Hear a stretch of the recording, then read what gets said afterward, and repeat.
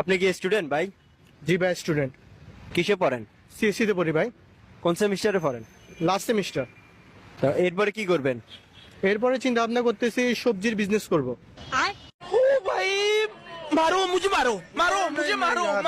কি বলেন, সিএসসি তে পড়ে সবজির বিজনেস করবেন?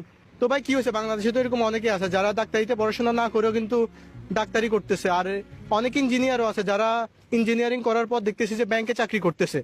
बात तो सही है। আবার অনেকে দেখতেছি যে ফার্মেসিতে পড়াশোনা করে এরপরে মোবাইল দোকান দিছে।